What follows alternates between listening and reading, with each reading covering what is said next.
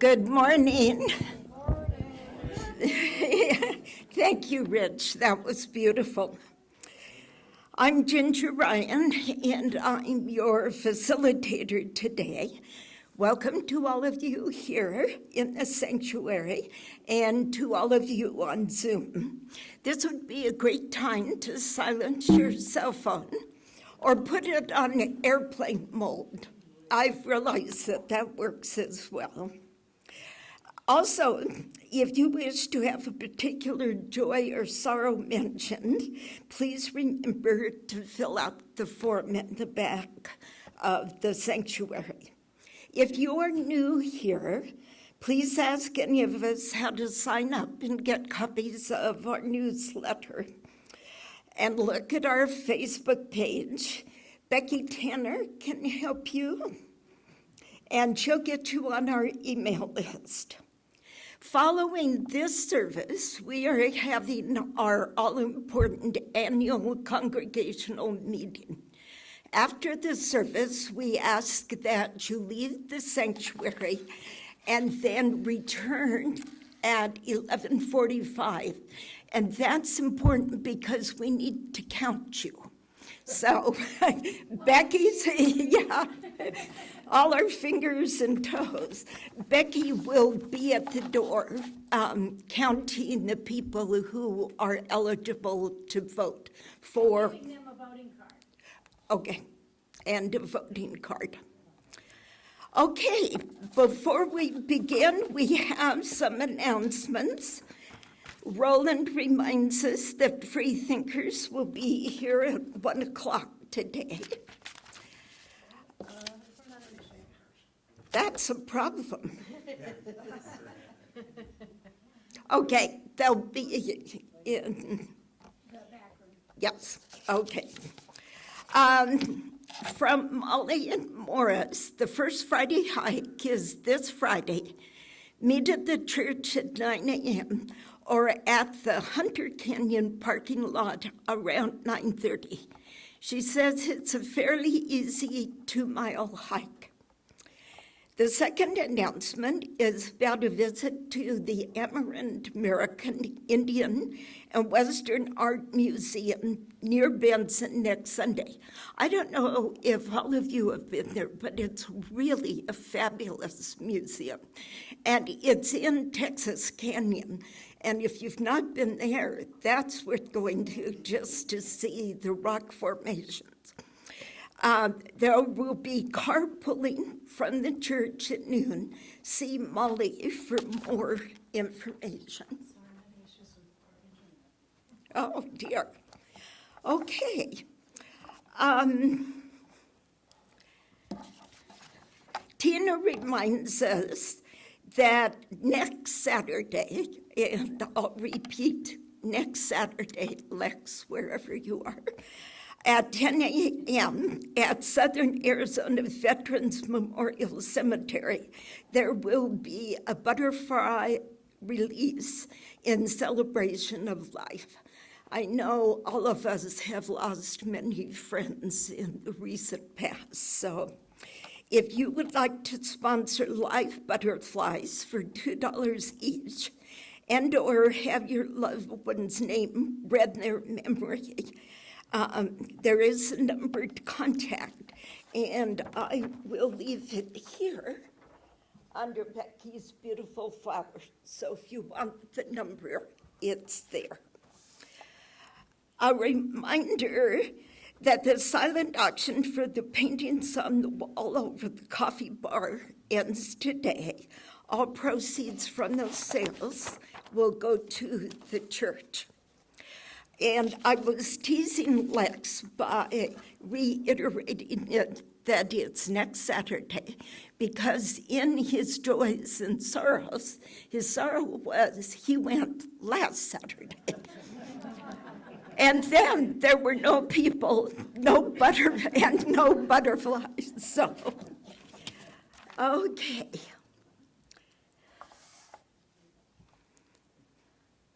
All right, would everyone please stand and wave towards the camera to our friends on Zoom? Yeah.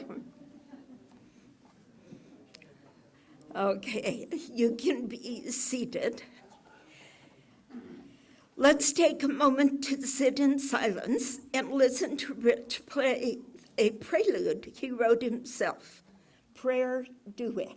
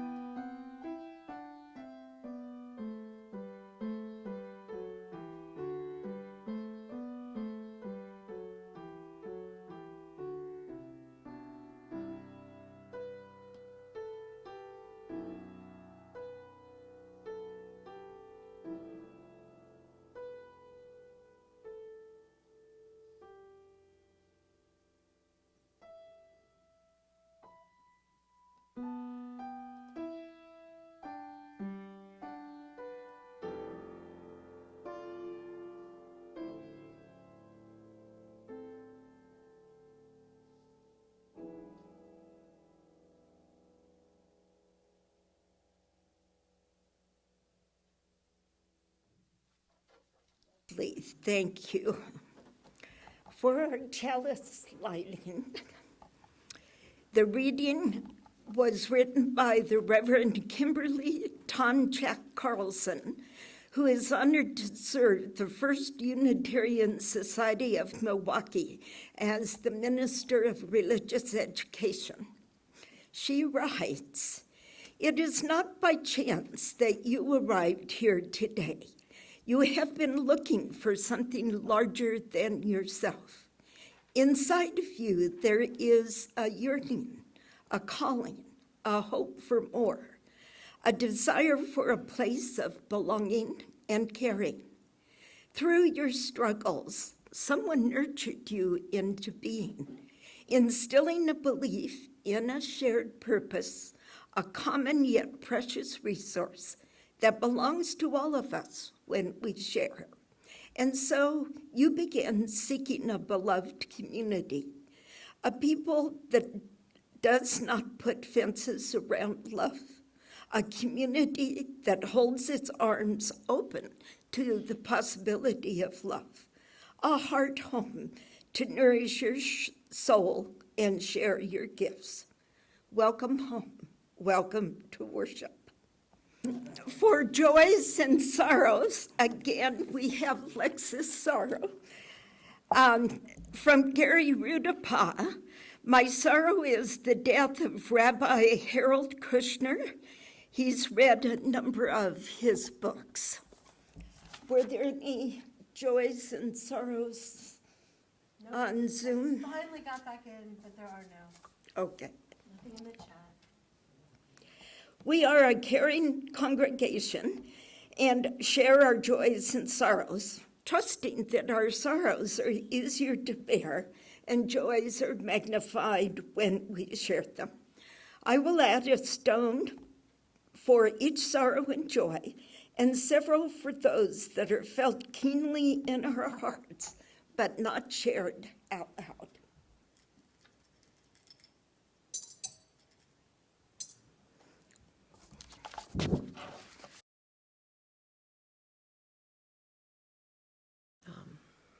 So I'm going to start and ask you by show of hands, if you have ever arrived at an organization you thought sounded interesting, you wanted to be part of, but there was no job for you. No little role, no big role, nothing you could take on. You tried to clean off the table and they said, "No, that's my job." Anything you could think of to do, you weren't really needed. Has that ever happened to anyone? Yeah. When I first moved here and my children were little, I was part of a mom's club, which was a great idea. Little people could play together while the people caring for little people could talk about little people together, and it was a great gathering. And the first time I went to a meeting, was so well organized. Someone had a tub of games she brought every week, and she took home and cleaned up so that, the kids could play with them but not get sick from last week. And somebody else had the sign-in sheets. There were about 4 different ones. And someone took the sign-up sheet and organized play groups by kids' ages and interests, so we'd have something to do outside. And there was a really organized committee, and there was really no role for me. And this is a military community, so it's transient, and there was a role for me after 2 years. I was in charge of organizing our field trips, to the fire station and hiking, and finally I had a job, and it was what I enjoyed and I could do, and I had a vested interest in picking good things to do. And then there was this moment when I had this epiphany late at night. Oh, they trained me, but they never tell you what you really have to do, right? I sat down and thought, these are all the things I need to do this well. I need to reach out to the members to find out what they want to do, get the list of what we've done before, figure out how to reach people and find out when can we visit the prison, or when can we go to Vinny's and watch you make pizza, and I realized these things wouldn't get done unless I did them. And it was a little overwhelming. I'd been asking to be one of the big kids, and suddenly I was one of the big kids. But it was something I took on willingly. I figured out what I needed to do. I worked on it. I think that's often true in churches, right? How often do people show up and are basically told there's no place for them, there's no role for them in a church? And to some extent, we as churches have to learn how to be open and welcoming and hand things over. Maybe not the first Sunday someone shows up, but people also have to be willing to reach out and ask and figure. I've been thinking a lot about this because I am connected to 2 denominations for whom we create our connections. Way back in the beginning, when we were one denomination, we had something called the Cambridge Platform in the 1600s, when we decided individual churches decided the future of that church. That's one of the things we'll be doing today for our annual meeting. Individual churches make those decisions, individual people. We don't have a bishop. And most days I think it's great. Last week, Reverend Bethany thought maybe we could have bishops on Thursdays. Because during COVID, it would have been nice to have someone who said, this is our decision about the masks. This is, what we have to do about whether people need to be vaccinated. To have a voice on high and pose that. It was the first time in 20 years of ministry, I'd ever had bishop envy. But we create our connections. This is why I went to El Paso on Thursday and came back yesterday to meet with the United Church of Christ. And tomorrow I will get to Tucson by 9 a.m. Luckily, younger people than I will drive me to Las Vegas for a cluster meeting of religious professionals of the UUA. These are not just boondoggles in exciting El Paso and like 12 hours in Vegas. Give me advice about what we can do there. It's about connection, because in both denominations, we make those ties. And that's a wonderful thing, but it's also sometimes challenging and exhausting. But we do that. Being connected is part of what we work on ourselves here. It's also very healing, of course, for all of us. I told you last week the magic word was hope. I've decided to do sermons a whole new way. No 3 points. No. There's going to be a magic word, right? So today, the magic word is engagement. And I almost called this sermon engagement. It's not just for marriage anymore. Actually, for many, many years of its existence, the word had nothing to do with weddings until about the early 1800s. Engage in French means to be under the vow of something. When you engage with your overlord, when you were a serf, You committed yourself to go fight for them. You committed to work for somebody. You were under the vow to fulfill something. And in the early 1800s, I'm assuming it got really complicated.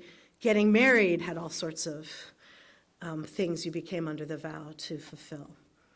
So I love the word engagement for that reason, but also it just has so many nuances. If you come to church and you're engaged, the person speaking to you might not put you to sleep today, right? The people around you may be speaking of things that matter to you. Being engaged is also connects to your heart, but it also means you are more committed. When you engage in the life of something, you are sort of under the vow to help it out. There's a sense of commitment, right? And it's a buzzword right now for going back, being church post-pandemic. Carrie Nieuwhof, who's a Canadian minister and blogger and far too conservative for most of us, but a very good leadership guru that Reverend Bethany and I use a lot. The word engaged is his new word. He says it's not attendance we should count, it's engagement. And I've told you about this when I looked out after we were coming back and there were fewer people in the church than there had been before, and this was true in every congregation I know. He said, don't be discouraged. You don't need bodies in the pews, you need people doing things. How many engaged people do you have? And then that was very different, because I'd look out and I'd see, oh, that person wears 2 hats, this person wears 5. Almost everybody sitting in the chairs, we don't have pews, was engaged, doing something in the life of the church. And Nieuwhof says that's important because it isn't that attendance makes you engaged. You have to be drawn in, engaged, to want to attend. And with the way the world is shifting, only the people who are really caught up, engaged, doing something are going to keep coming. That is the future of evangelical churches and probably liberal ones as well. So engagement for him is this special magic word. But for me, it means just so much more. When we are engaged with each other in the life of this community, it's healing, right? I've often said, I don't care if we seem like a social club, because that's countercultural. To have a place to go and connect with other human beings is pretty unusual. Now, if people come in and there's no room for them at a table, if we have cliques, if there's no job for them to do, yeah, that's an unhealthy social club. But if we engage people and with each other, it's very healing. Reverend Kimberly Debus, who spoke to us through a distance sermon and distance worship about a year ago, talks about the third place. Everybody should have a place outside home and work. Okay, some of us are retired, so I don't know what that means, but we should have multiple places we show up and we belong and we're welcomed and we have work to do. She also says church can be that great third place, but for people who only have church as that third place, it's really hard to change. So, hey, come here, be engaged, but make sure you've got some other places you can hang out and be connected as well. Engagement with one another is important. And it's really important to be engaged in the community. As you know, I read from Zach Norris about defunding fear, and he talks about how engagement, he uses the word engagement about 30 times in the book, but he says, we're far more likely to get accountability and healing if we engage with each other and are willing to be vulnerable. He says that they've done studies in communities where they have block clubs and the elders sit on the stoop and people talk to each other. They have seen crime rates go down. There's a huge impact on being engaged with each other. And he says, now more than ever, we need to engage with each other and our democracy. We need to build our tolerance for constructive disagreement so that we feel safe participating. We need to make our voice heard in support of the kinds of government and programs we think will support our well-being and safety. We need to go from being neighborhood watch to being neighborhood guardians, caring about the community, reaching out to each other. And that can be scary, it can be hard to do, but it's really important we do things like that. This weekend, I was with the ministers of the UCC church here in town, who don't want to call themselves UCC because that horrible, horrible denomination supports having gay ministers and LGBTQ rights, and they've even given themselves a nickname. But they're doing a lot in the community. They're African American. They have many more children in the church. They were present at the Martin Luther King Day events. And I know there's a way to engage with them in connecting to other parts of the community and being part of that. We may not agree on a number of things, but that type of connection is so important, that we're a part of the world, not isolated from it. Yesterday, I want to close with a discussion about how hard it can be to reach out to people you don't know, how frightening, especially when you see someone's hurt. Most people don't reach out not because they're cruel or uncaring, but because they worry they won't be competent, they won't do enough. Now, maybe if I see an accident by the side of the road, and there are a lot of first responders, I know they don't need me to go and try to pray or get in the mix, right? But it's it was in The Hidden Brain with Shankar Vedantam and Amit, what's his name? Anyway, a friend of his named Amit, who's a researcher. They studied how we give help and how we receive help, how we reach out to a stranger and how we respond. And when we give the help, we think it's very little and possibly incompetent, and we really second guess ourselves. And then the people receiving it feel this wealth of gratitude we don't realize is there.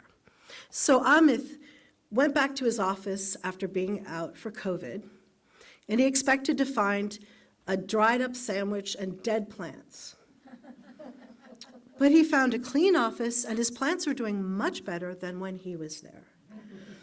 And he found out that a woman who often reached out and did things for people had gone in and watered the plants for him.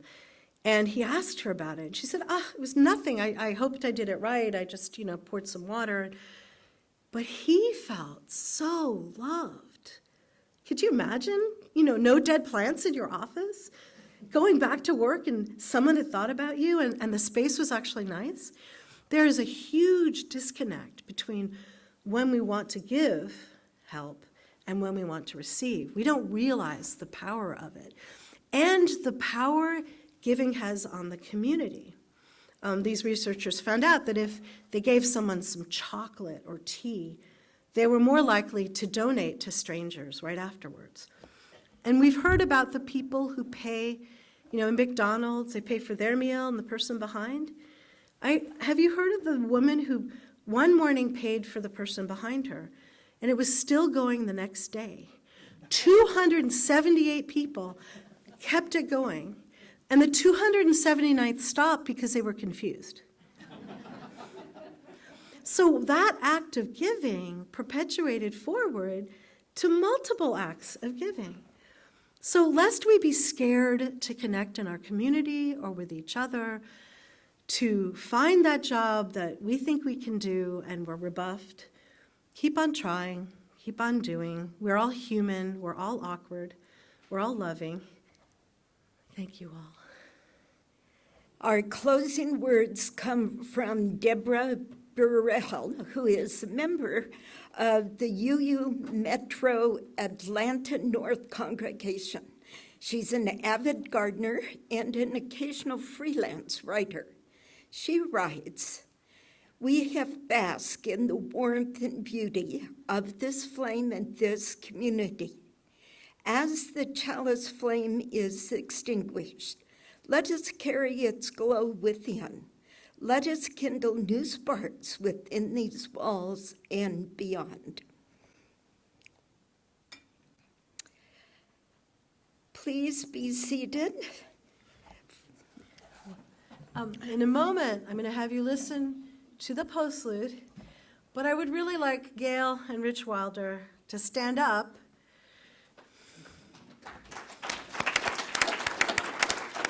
And if you warned me you are leaving for a while, I might do that to you too. But Rich and Gail have done so much for us, keep doing so much for us. Obviously playing, and Rich also has a meditation every Wednesday morning, whether he's here or back in Rochester, New York. We meet. It might be 8 a.m. or 11 a.m. for him, but he's there. And Gail has started a meditation group that we're planning to keep going. And so many other things. They keep reaching out to other people. They're very good at engaging and connecting us to each other. So thank you, and may you have a wonderful period away from us, and hopefully it won't be forever, not too long. Thank you.